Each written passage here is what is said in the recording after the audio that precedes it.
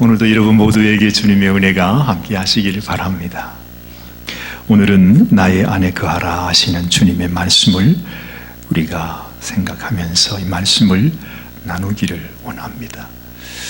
오늘 예수님께서 지금 이 말씀을 하실 때는 그야말로 주님이 죽음을 앞둔 초를 다투는 그 시각이었습니다. 우리는 이 말씀을 너무 잘 알고 있지 않습니까? 나는 포도나무라 하시는 주님 말씀 들으면 벌써 우리 마음속에 무슨 생각이 나나요? 아주 평온한 포도밭에 그 주릉주릉 메어 달린 그 포도 열매를 생각하잖아요. 그렇죠? 얼마나 좋은지 몰라요. 분위기가 너무 좋습니다. 그런데 사실은 우리 주님께서 나는 포도나무라 말씀하실 때는 그런 평온하고 한가한 그런 분위기하고는 거리가 멉니다. 저는 이 말씀을 준비하면서 아프가니스탄 카불 공항에 모여있는 난민들이 생각났습니다.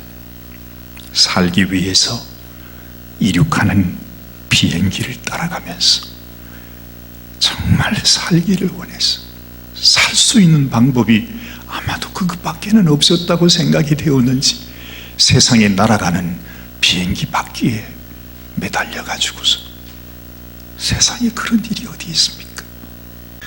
얼마나 절박한 상황이면 저렇게까지 해야 될까? 어떻게 하다가 저 사람들이 저런 형편이 되고 말았을까? 생각지도 못했을 것입니다. 그런 일이 있으리라고는 정말 그들은 상상하지 못했습니다. 얼마나 절박했으면 자기의 피부지 아기를 알지도 못하는 군인들에게 맡기면서 이 아기 좀 맡아달라고 그렇게 하는 어머니의 모습을 사진으로 보면서 정말 가슴이 아팠습니다. 여러분, 우리는 아마도 이런 참담한 상황이 그저 남의 일로 비추어지실 것입니다. 그러나 과연 이 일이 그들만의 일일까? 그저 남의 일일까? 나하고는 관계없는 그런 일일까?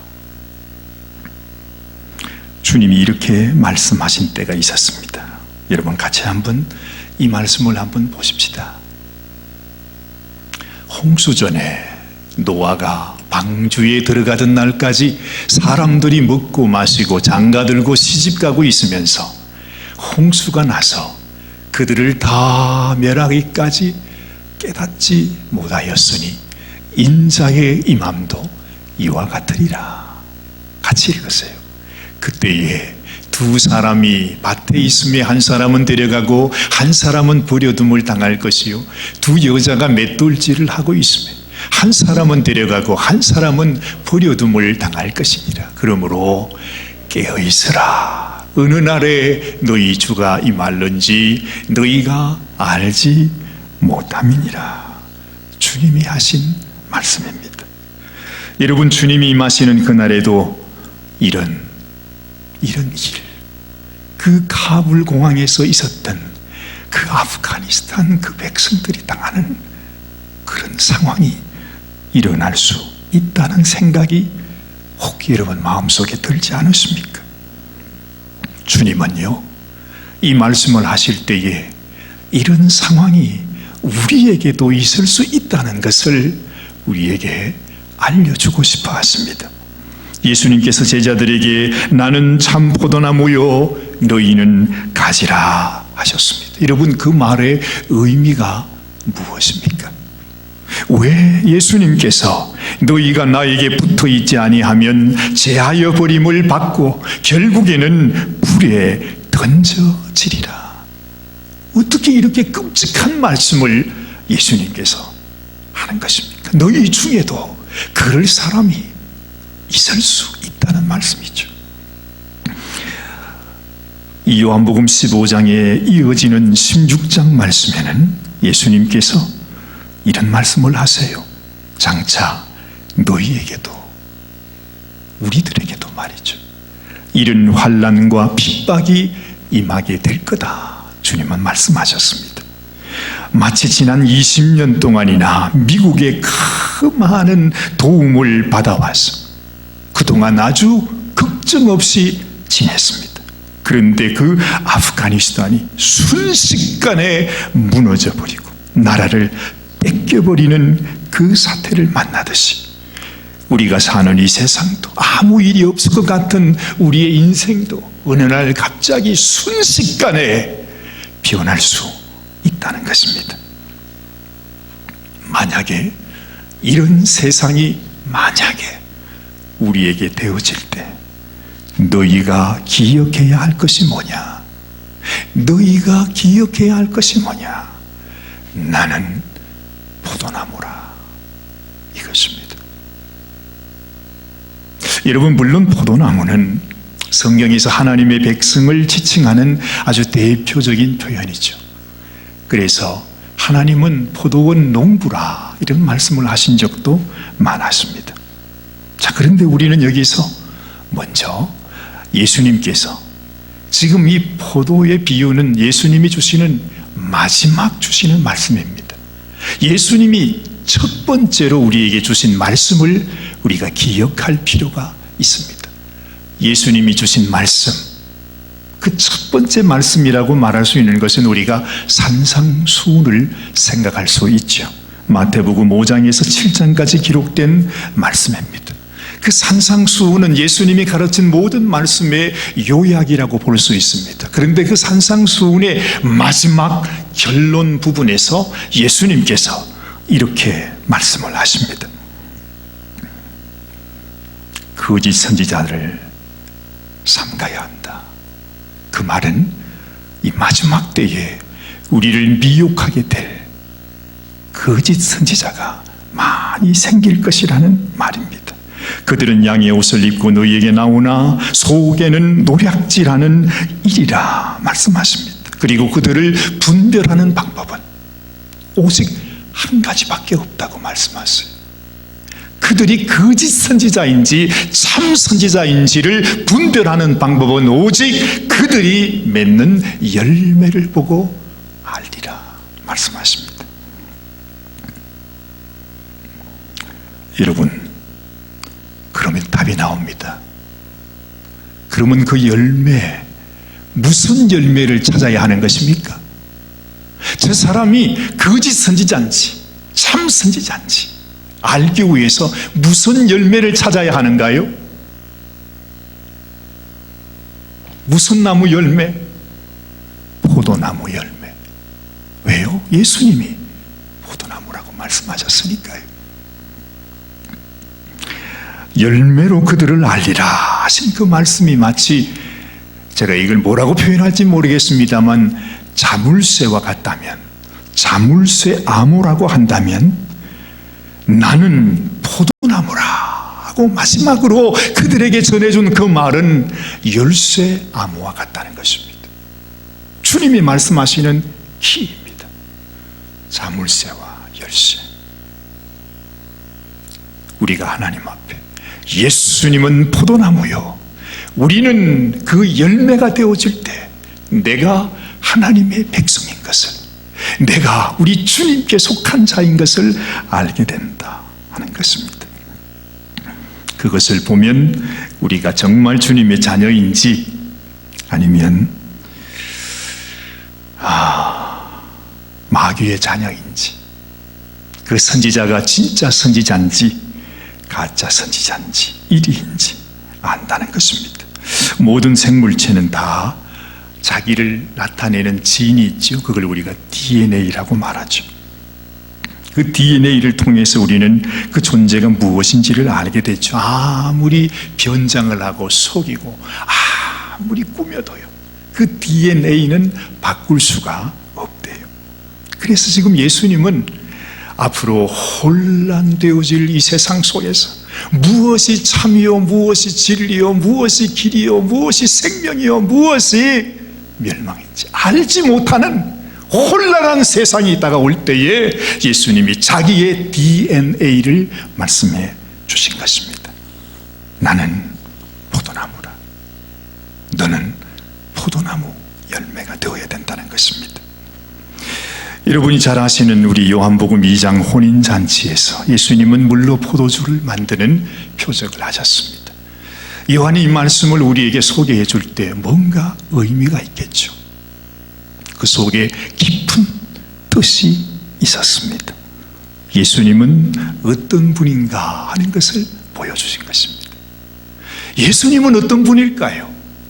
그걸 설명하자면 책을 몇 권을 써도 부족할 것입니다. 예수님은 어떤 분입니까? 여러분, 다 답이 다를 것입니다. 예수님은 어떤 분이지요? 요한은 우리에게 이렇게 말합니다. 예수님은 우리에게 기쁨을 주시는 분. 너무 쉬운 답이죠. 그런데 정말 맞는 답입니다. 예수님은 우리에게 기쁨을 주시는 분이십니다. 이사야 61장 1절로 3절 말씀을 보면 가난한 자에게 아름다운 소식을 전해주시고 마음이 상한 자는 고쳐주시고 포로된 자에게는 자유를 주시고 슬퍼 눈물 흘리는 자들에게는 화관을 씌워주시고 죄를 대신하여 우리에게 화관을 씌워주시는 분, 슬픔 대신에 기쁨을 주시고 근심 대신에 찬송의 옷을 입혀주실 분이 예수님이시다. 예수님이 오시기도 전에 이사야가 이렇게 우리들에게 예언해주고 있는 것입니다. 그래서 여러분, 오늘 이 사도 요한은 오늘 본문 11절 말씀에 뭐라고 말씀하십니까? 내가 이것을 너희에게 이르는 것은, 내가 너희에게 내가 포도나무라고 말하는 것은 내 기쁨이 너희 안에 있어서 너희 기쁨이 충만하게 하려 함이라. 우리 주님이 왜 오셨습니까? 여러분에게 주님의 기쁨을 주시기 위해 오셨어요. 눈물 많은 세상, 고통 많은 세상, 하루도 근심을 그칠 수 없는 이 세상 속에서 예수님은 우리의 참 기쁨이 되시기를 원하신다는 것입니다. 그래서 여러분, 우리도 당연히 내가 어떤 성도가 되어야 되는가, 뭐 어렵게 생각할 거 없습니다. 기쁨을 주는 성도, 나도 포도나무 열매가 되어야 하니까요. 위로를 주고 자유함을 주고 용서를 행하고 정말 사랑을 베풀어 주고, 우리 주님, 여러분, 그 포도즙을 생각하면, 생각만 해도 아주 그 포도를 질끈 씹을 때 거기서 나오는 아주 달콤하고 새콤한 포도즙이 확 우리 속에 퍼지듯이 그 주님의 모습이 우리를 통해서 나타나야 된다는 거예요. 근데 그 포도를 씹었는데 세상에 거기에서 막 엉뚱한 다른 냄새가 난다면 얼마나 슬픈 일이 되겠습니까? 그래서 주님은 이렇게 말해, 너희가 이런 열매를 맺지 못하면 너희는 찍혀서 불에 던져질 수밖에 없는 가지가 된다. 기억하라는 것입니다. 어렵지 않습니다. 주님 앞에 내가 어떤 모습이 되어야 되는가, 그걸 비춰보면 지금 내가 어디에 서 있는지를 알게 되는 것입니다. 그런데 우리가 예수님께 붙어 있다고 생각하는데도 기쁨은 생기지 않고, 그저 우리 마음속에 그냥 염려, 불평, 원망이 그냥 끊임없이 생깁니다. 자꾸만 슬퍼지고 막 죽고 싶은 마음이 생기고 내가 왜 사나 싶은 생각이 생기고 말이죠. 이러면 문제가 있는 거 아니에요. 사실은 살다 보면 저도 그럴 때가 많아요. 이 세상은요, 그럴 수밖에 없는 세상이 지금 되어져 있습니다. 그런데 우리가 주님의 말씀을 다시 한번 생각해 보는 것입니다. 여러분, 오늘 4절 말씀 보면 예수님이 이렇게 말합니다. 내 안에 거하라. 나도 너희 안에 거하리라. 너희가 내 안에 거하면, 너희가 내 안으로 찾아오면 나도 너희 안에 거한다는 말씀입니다. 가지가 포도나무에 붙어 있지 아니하면 스스로 열매를 맺을 수 없음같이 너희도 내 안에 있지 아니하면 그러하리라. 내가 주님 안에 있는 것이 소중하다는 것입니다. 여러분, 주님이 내 안에 거하라 할 때 이 말씀은 주님이 그냥 하신 말씀이 아니세요. 정말 내 안에 거하라는 의미가 뭔가 한번 생각해 보기를 원해요. 여러분, 먼저 우리 예수님이 내 안에 거하라 하는 그 말은 우리 주님께서 이 환난의 때, 이 심판의 때, 이 마지막 때에 우리가 타야 하는 구원의 방주라는 것입니다. 우리를 살리는 구명선이라는 말이죠. 마치 아프가니스탄 사람들이 그렇게 타기를 원했던 그 수송기가 바로 예수님이라 이 말입니다.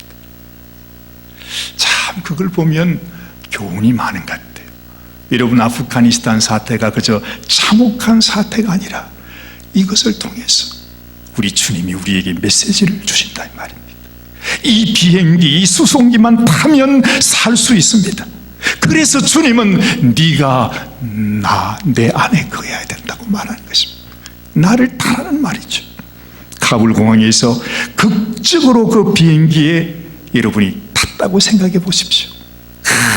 못할 뻔 했는데 마지막으로 어떻게 문에 걸려가지고서 그래도 저 사람은 살려주자 해가지고서 그 안에 탔습니다. 그 기쁨은 우리가 표현할 수 없습니다. 그 기쁨. 옛날 같으면 내가 돈 주고 편안한 여객기 타지, 내가 왜 저 수송기를 타냐, 자리도 없는 수송기에 콩나물 시루처럼 내가 어떻게 거기 타고 가냐고 그럴 거 아니에요. 그런데 그럴 사람이 있겠어요? 어떤 사람은 비행기에 매달렸다 떨어지는 사람도 있는데 내가 세상에 그 비행기 안에 탔어요. 여러분, 그 사람이 느끼는 기쁨은 어떤 것일까요? 이것이 바로 주님 안에 있는 사람, 내가 주님을 믿음으로 주님이 나를 위해 생명 주신 나의 구주시구나 하는 것을 정말 알고 믿는 사람의 심령 속에 있는 기쁨이라는 것입니다. 그 기쁨을 모르는 사람은 우리 주님을 아직까지 모르는 사람이죠. 주님을 믿는 믿음이 없으면 우리는 그 기쁨도 알 수 없습니다. 그래서 주님은 그 마지막 날에도 이렇게 슬피 울며 이를 갈며 후회할 사람이 많을 것이라고 말합니다. 그래서 여러분, 우리가 주님 안에 거하시기를 주님의 이름으로 축원합니다. 내가 주님 안에 있다는 것을 마음속에 꼭 확신하시기를 바랍니다. 내가 주님 안에 있고 주님이 내 안에 계신 것을 내가 확신해야 한다는 것입니다. 5절 말씀은 이렇게 말하죠. 나는 포도나무요 너희는 가지라. 그가 내 안에 내가 그 안에 거하면 사람이 열매를 많이 맺나니 나를 떠나서는 너희가 아무것도 할 수 없다 말이에요. 가지가 포도나무를 떠나가면 어떤 열매도 맺을 수가 없습니다. 주님을 떠나서 우리가 이룰 수 있는 것은 아무것도 없습니다. 오직 한 가지, 말라서 죽는 것 뿐입니다. 그래서 주님은 우리에게 간절히 부탁하죠. 내 안에 있어야 한다. 네가 내 안에 있는지 네 자신을 시험하고 확정해 보라. 이 세상 그 무엇과도 비교할 수 없어요. 주님 안에 거야. 여러분, 우리 요한복음 17장에 가면 예수님이 정말 마지막으로 하나님 앞에 간절히 기도하신 그 기도문 전문이 다 나옵니다. 거기 보면 예수님이 이렇게 기도해요. 21절, 22절 말씀인데 우리 같이 한번 기도해 보시겠어요?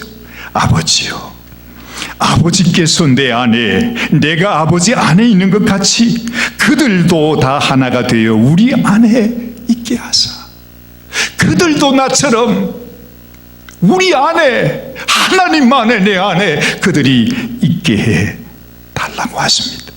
세상으로 아버지께서 나를 보내신 것을 믿게 하옵소서. 내게 주신 영광을 내가 그들에게 주었사오니 이는 우리가 하나 된 것 같이 그들도 하나가 되게 하려 함이니이다. 여러분, 우리 주님이 우리를 향해서, 우리를 위해 하나님 앞에 이렇게 기도하고 있습니다. 아버지와 내가 하나가 된 것처럼 우리 써니베일, 우리 구세군 교회 성도들도 나와 하나가 되게 해주세요. 하나님과 하나가 되게 해주세요. 하나님과 영원히 함께하는 정말 하나님의 백성이 되게 해달라. 새롭지 않아요, 여러분? 예수님이 이렇게 우리를 위해서 간절히 기도하고 있습니다. 미국이 그렇게 대단하다고 제가 지난 시간인가 언젠가 여러분께 말씀드리지 않았어. 끝까지 미국 국민들을 지켜준다고. 그런데 이번에 보니까 미국도 어쩔 수 없더라고요. 자기 국민을 그냥 버려두어요. 그런데 예수님은요, 우리같이 못나고 부족한 이 인생을 위해서 하나님, 내가 하나님과 하나 된 것처럼 저들도 나와 하나님과 하나가 되게 하여 주시옵소서. 이보다도 더 귀한 기도가 어디 있습니까? 이보다 더 귀한 축복이 어디 있습니까? 여러분, 이보다 무엇을 더 원하시겠습니까? 이것이 우리를 향한 주님의 간절한 소원이라 하는 것입니다. 아마 여러분들도 장기 이식하는 것이 얼마나 어려운지를 아실 것입니다.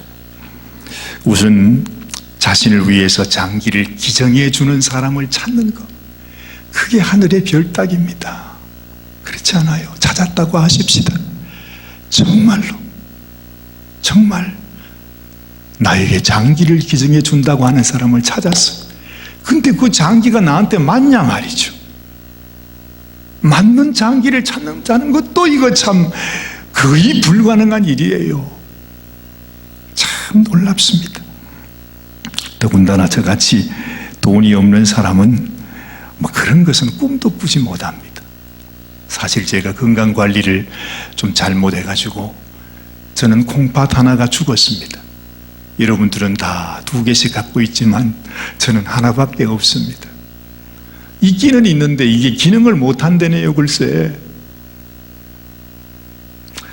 근데요, 우리 막내딸 그레이스가 세상에 그 얘기를 듣더니, 아빠, 걱정하지 말아요. 내가 내 콩팥 아빠한테 줄게요. 아, 세상에, 여러분, 이런 딸 여러분 안 갖고 계시죠? 얼마나 고마운지 말입니다. 얼마나 감사한지. 이야, 그래서 핏줄이 다르긴 다르구나. 사랑한다는 것이 이렇게 귀한 것이구나 하는 생각이 절로 들더라고요. 여러분 생각해 보세요. 우리 주님이요, 우리를 당신의 형제로 생각해, 동생이라 생각해.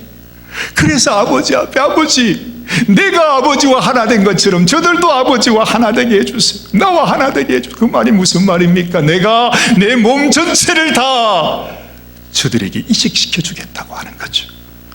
그게 바로 우리가 예수님 믿는 거 아닙니까? 예수님은 자신의 몸 전체를 이미 죄로 문드러져 버린, 냄새밖에 나지 않는, 아무 소망도 없는 죽어버린 우리를 위해 내어주셨다는 것. 여러분 어떻게 생각하십니까? 어떻게 생각하시냐고요? 이런 말씀을 듣고도 여러분 마음속에 아무 감동이 없으면 나는 주님과 관계가 없는 자입니다.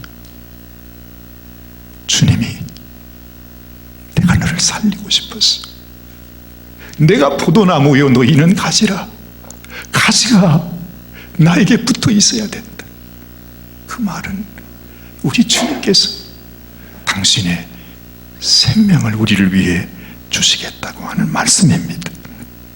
정말 이것을 내가 바로 알고 믿는다면 우리는 벌써 천국에 사는 것과 다름없는 그런 기쁨이 우리 가운데 있을 것입니다. 내가 왜 세상에서 눈물 흘리며 원망하고 불평하고 근심하면서 그저 마지 못해 사는 것입니다. 아직도 주님의 사랑을 알지 못해, 아직도 주님 안에 거하고 있지를 못해요. 그래서 주님께서 너희가 내 안에 거해야 된다고 지금 이토록 애절하게 말씀하시는 것입니다. 주님을 믿지 않는 인생과 주님을 믿어서 주님이 나에게 당신의 모든 장기를 다 주셨다고 그렇게 알고 있는 인생이 어떻게 같을 수가 있겠습니까? 같을 수가 없죠. 천국과 지옥이 다른 것처럼 다를 것입니다. 또한 이 포도나무 비유는 하나님의 기가 막힌 또 하나의 구원 계획을 우리에게 보여주고 있습니다. 그것은 하나님께서요, 예수님을 우리의 신랑으로 삼겠다는 것입니다. 말만 그렇게 하시는 것이 아니라 하나님께서 세상에 하나밖에 없는 자기 아들을 이 무덤 같은 세상에 직접 보내셔가지고 우리를 신부로 삼아오겠다는 것입니다. 같은 말이죠. 아마도 이 아프가니스탄에서 죽어야 할 운명에 있는 여인이 살아날 수 있는 가장 좋은 방법은 그곳에 있는 미국 청년과 결혼하는 것입니다. 그렇죠? 그런데 우리 주님은요, 이 여인이 내가 결혼하고 싶다, 미국 청년과 결혼하고 싶다고 해서 결혼하는 것이 아니라 하나님께서 여러분 예수님에게 네가 저와 함께 결혼해라, 그래서 저들을 데리고 오라, 하나님이 이렇게 계획을 하신 것입니다. 믿음은 이 결혼의 오직 한 가지 유일한 조건입니다. 그래서 우리 믿음이 귀한 것이에요. 믿음을 함부로 여기지 마세요. 믿음을 가볍게 여기지 마세요. 있어도 그만, 없어도 그만. 그저 하나님이 검사하면 마치 무슨 가짜 여권 가지고서 비행기 타려고 하듯이 나 믿음 여기 있어요, 그렇게 하는 게 아닙니다. 세상에 믿음보다 귀한 것이 없다는 것입니다. 이 세상에 이 믿음보다 더 소중히 여길 것이 없다라는 것입니다. 사랑하는 여러분, 이 믿음으로 말미암아 우리의 구원이 결정납니다. 내가 미국행이냐 아니면 그 나라에서 죽을 것이냐, 내가 천국을 향하여 갈 것인가 아니면 영원히 불타는 지옥으로 던져질 것인가 하는 것이 우리의 믿음으로 결정난다고 하면 우리 믿음이 얼마나 소중한 것입니까? 내 믿음, 주님 금보다 귀한, 이 세상의 그 무엇과도 비교할 수 없는 그 믿음 내가 갖기 원해요. 여러분들이 다 믿음을 갖고 계시겠지만 다시 한번 여러분의 믿음을 꺼내서 한번 보시기를 바랍니다. 제가 지난 주간에 수십 년 전에 했던 저의 금이빨 하나를 뺐습니다. 근데 의사 선생님이 깜짝 놀라더라고요. 이빨을 탁 빼더니 사관님, 이건 아주 금이 순금입니다. 좋은 금을 사용했네요. 누가 했는지는 모르지만. 그런데 그 금 밑을 보니까 시커먼지 뭔지는 모르겠습니다만 하여튼 충치로 썩어서 그래 만들어진 것이 그게 있더라고요. 그러니까 뺐겠죠.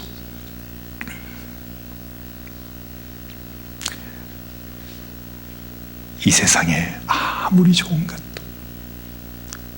우리 주님 앞에서 주님이 보시고자 하는 그 믿음, 이 세상에 변하는 그 믿음이 아니라 변함없이 주님께서 우리에게 말씀하신 나를 위하여 생명 주신 예수님의 보혈을 믿는 그 믿음, 그것만이 나의 소망이요 나의 기쁨이라고 고백하는 그 믿음, 세상의 어떤 환난과 시련 속에서도 내가 이 믿음으로 살겠다고 하는 그 믿음을 주님은 원하시는 것입니다.